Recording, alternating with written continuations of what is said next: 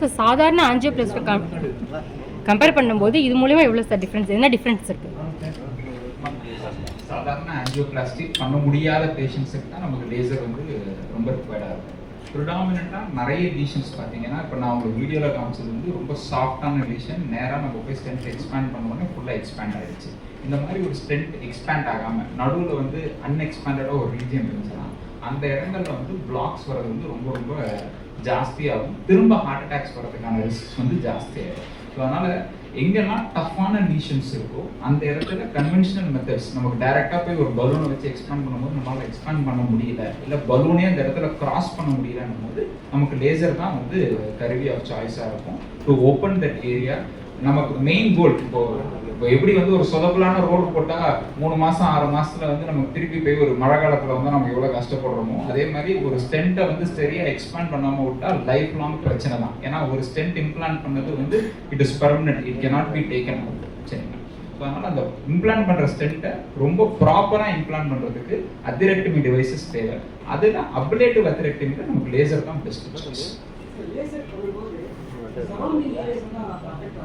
Sir அதுதான் உங்களுக்கு ஒரு இது காமிச்சிருந்தேன். அது பெனிட்ரேட் ஆகிற டிஸ்டன்ஸே பார்த்தீங்கன்னா லெஸ் தென் 0.1 mm தான். அப்படின்னா 50 மைக்ரான்ஸ். நமக்கு எங்க பிளாக்கேஜ், நமக்கு ஏரியா ஆஃப் இன்ட்ரெஸ்ட் எங்க இருக்கோ அங்க கெத்தீட்ரல் எடுத்துட்டு போயிட்டு என் ஃபுட் பெடல் ஒன்று இருக்கும். நீங்க பாத்தீங்கன்னா நான் லேசர் காமிக்கும் போது ஒரு சத்தம் வந்துச்சு. அந்த சத்தம் வரும்போது தான் அப்ளேட் ஆகுதுன்னு அர்த்தம். நான் அந்த ஃபுட் பெடலை ப்ரெஸ் பண்ணும்போது தான் லேசர் ஒர்க் ஆகுது. தவிர நமக்கு எங்க ஏரியா ஆஃப் இன்ட்ரெஸ்ட் இருக்கோ அங்க மட்டும் தான் லேசர் யூஸ் பண்ண போறோம். நார்மலான டிஷ்யூல போய் லேசர் யூஸ் பண்ணா பிரச்சனை வரும். நம்ம அங்க பண்ண மாட்டோம். நமக்கு எங்க ப்ராப்ளம் இருக்கும், நமக்கு எங்க கிளியர் பண்ணிட்டு நம்ம அடுத்த ஒரு ஸ்டென்ட்டோ இல்லை ஒரு ட்ரக் கோடட் பலூனோ நம்ம எங்க போடணும்னு நினைக்கிறோமோ அங்க மட்டும் தான் நம்ம அதை யூஸ் பண்ண போறோம்.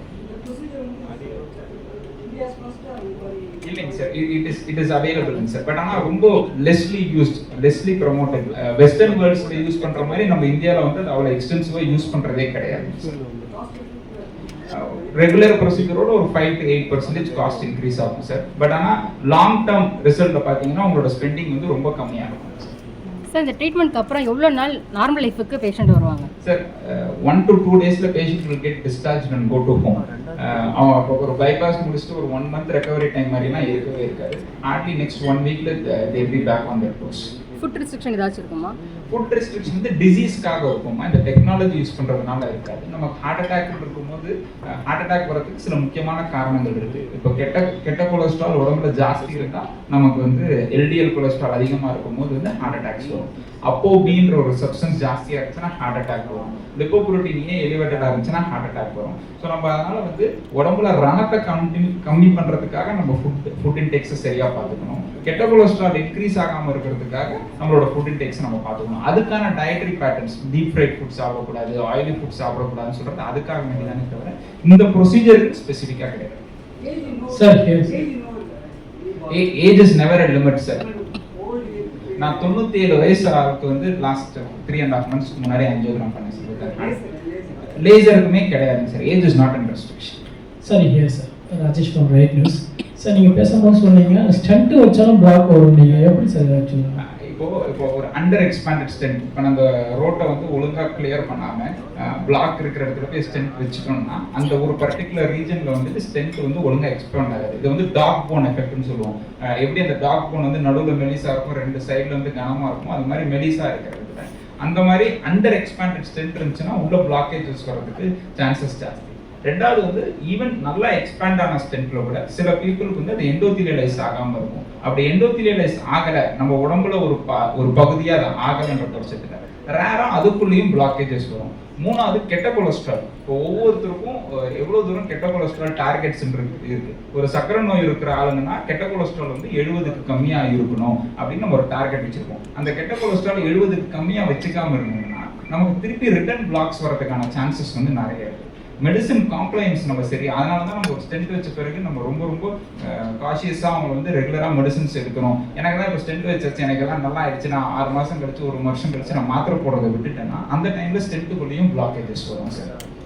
சரி, இப்போ வந்து என்னதான் நம்ம வந்து ஒரு டெக்னாலஜி டெவலப் ஆகிட்டாலுமே சில விஷயங்கள் சொல்கிறாங்க, இது வந்து பரம்பரையாக வரும் அப்படிங்கிறாங்க, ஹார்ட் அட்டாக் அப்படிங்கிறாங்க. ஸோ ஃபுட் ஹேபிட்னால தான் சேஞ்சஸ் வருதா இல்லை வந்து அதாவது இது வந்து காம்பவுண்டிங் எஃபெக்ட்னு சொல்லுவோம் சார். இப்போ எப்படி வந்து பணம் வந்து பணத்தை சம்பாதிக்குமோ, ஆல்ரெடி ஜெனட்டிக் ரிஸ்க்ல வந்து ஒருத்தருக்கு வந்து 55 வயசுல 60 வயசுல வரதுக்கு ரிஸ்க் இருக்கு. ஒரு பிரின்சிபலே இருக்கு.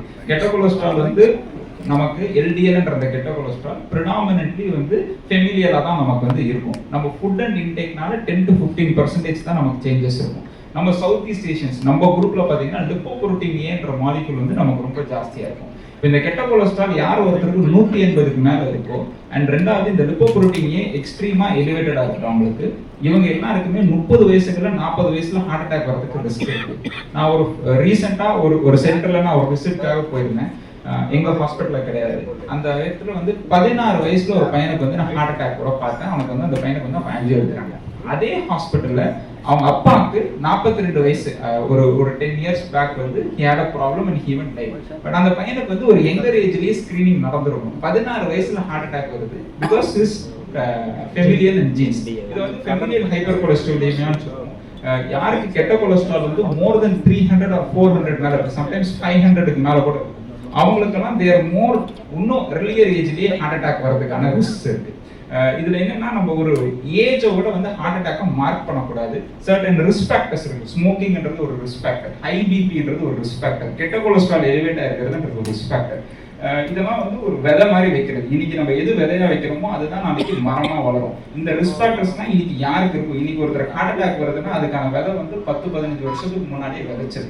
அதை தான் நம்ம வந்து இந்த ப்ரிவென்டிவ் ப்ரோக்ராம்ல நிறைய சோஷியல் மீடியால நான் நிறைய பேசுவேன். நான் பேசுறது வந்து ஏன்னா இன்னைக்கு ஹார்ட் அட்டாக் வந்தவங்களுக்காக பேசுறேன். அடுத்த 10-15 வருஷத்துல யாருக்காக ஹார்ட் அட்டாக் வரதுக்கான ரிஸ்க் ஜாஸ்தியா இருக்குமோ அவங்களுக்காக வேண்டிதான் பேசுறோம். பட் ஆனால் மக்கள் வந்து அதை ஏற்றுக்கிற மனநிலையில் இருக்க மாட்டாங்க. ஏன் அப்படின்னா அவங்களுக்கு ஒரு சிம்டம் இருக்குது. உங்களுக்கு ஒரு ஜுரம் காய்ச்சல்னா அவங்களுக்கு ஒரு சிம்டம் இருக்கும். இதே ஒரு ஹை பிபியா இருக்கும்போது நிறைய பேருக்கு எந்த சிம்டம் இல்லாத சும்மா இவர் வந்து ஒரு மிஷின் போட்டு பார்த்தது வந்து நமக்கு பிபி ஜாஸ்தியா இருக்கு, லைஃப் லாங் மாத்திரை சாப்பிடணும்னு சொல்றாரு. இந்த லைஃப் லாங் மாத்திரை சாப்பிட்றது வந்து லைஃப் லாங்கா இருக்கிறதுன்றது நிறைய நேரத்தில் புரிஞ்சுக்க மாட்டேங்கிறாங்க. இன்சூரன்ஸ்ல கவர் ஆகும் சார். பாசிபிலிட்டி இருக்குங்க சார். ஸ்டென்ட்டுக்குள்ள பிளாக் இடத்துல நம்ம இன்னொரு லேயர் ஆஃப் ஸ்டென்ட் நம்ம போட வேண்டாம். இப்போ மெட்டல்லெஸ் ஆஞ்சியோபிளாஸ்டி, அதாவது இந்த ஸ்டென்ட்ல வந்து என்ன ட்ரக் இருக்கோ அதை ஒரு பலூன் மேலேயே அந்த ட்ரக் இருந்து அந்த ட்ரக் கோட்டட் பலூன் மூலமா நிறைய பண்ணிட்டு இருக்கோம். முந்தானத்தை கூட ஒரு யூஎஸ்ல இருந்து ஒருத்தருக்கு அவருக்கு சர்டன் இண்டிகேஷன்ஸ் இருக்கு. அவருக்கு எல்வி எபிக்கல் பிளாட்னு சொல்லுவோம். அதனால ஸ்டென்ட் போட்டா ட்ரிபிள் தெரப்பி நிறைய மாத்திரை கொடுக்குன்றதுனால ஸ்டென்ட் இல்லாமையே அவருக்கு ஆஞ்சியோபிளாஸ்டி ட்ரக் கோட்டட் பலூன் மூலமா வச்சுக்கிட்டு. So it is definitely a possibility. 30% இருக்கும்போது அந்த ரப்சர் ஆகுது. அப்போ வந்து லேசர் இல்ல ரப்சர் ஆன பிறகு யூஸ் பண்ணலாம், ரப்சர் ஆகாம இருக்கிறதுக்கு யூஸ் பண்ண முடியாது. சரிங்களா? இப்போ என்னன்னா இது ஏன் ரப்சர் ஆகுதுன்னு நம்ம புரிஞ்சுக்கணும். அது வந்து அந்த இடத்துல இன்ஃப்ளமேஷன் ரணம் ஜாஸ்தியா இருக்கும்போது தான் அது பலூன் மாதிரி எக்ஸ்பேண்ட் ஆகிட்டு ரப்சர் ஆகுது. அதை தான் நம்ம டயட் மூலமாகவும் மெடிசன்ஸ் மூலமாகவும் அந்த earlier-ஆ இந்த ஐடென்டிஃபை பண்ணிட்டு யாருன்னா ஹை ரிஸ்க் பீப்புள், யாருன்னா லோ ரிஸ்க் பீப்புள் நம்ம கேட்டகரைஸ் பண்ணணும். இந்த ஹை ரிஸ்க் பீப்புளா இருக்கிறவங்களுக்கு எல்லாம் இன்ஃப்ளமேஷனையும் கண்ட்ரோல் பண்ணணும், எல்டிஎல் கொலஸ்ட்ராலையும் நம்ம கண்ட்ரோல் பண்ணணும். less than 0.1 mm sir, 50 microns. நம்ம என்ன கெட்டிட்ரஸ் சைஸ் நம்ம ரொம்ப காமனா யூஸ் பண்றது வந்து 0.9 சைஸ் யூஸ் பண்ணுவோம். அதுல இருந்து நம்ம மேக்ஸிமம் 1.5 டயாமீட்டர் வந்து நம்ம 1.5 டைம்ஸ் ஏரியா தான் நமக்கு ஜாஸ்தி நம்ம எடுத்துட்டு போகலாம். ப்ளஸ் இதுல நமக்கு நிறைய டெக்னாலஜிஸ் இருக்கு சார். இப்போ சலைன் வச்சு பண்ணலாம், தண்ணி வச்சு, இல்லைன்னா வந்து கான்ட்ராஸ்ட் வச்சு பண்ணலாம். கான்ட்ராஸ்ட் வச்சு பண்ணும்போது இன்னும் நிறைய வரும். அதுல தான் வந்து நமக்கு இன்னும் மோர் ஏரியாஸ் கிடைக்கும். பட் நம்ம ப்ரிடாமினண்டா யூஸ் பண்றது வந்து ஸ்டெரைன் லேசிங் தான் வந்து இட் இஸ் ரெக்கமெண்டட். அதுதான் நம்ம நிறைய பண்ணுவோம். Thank you.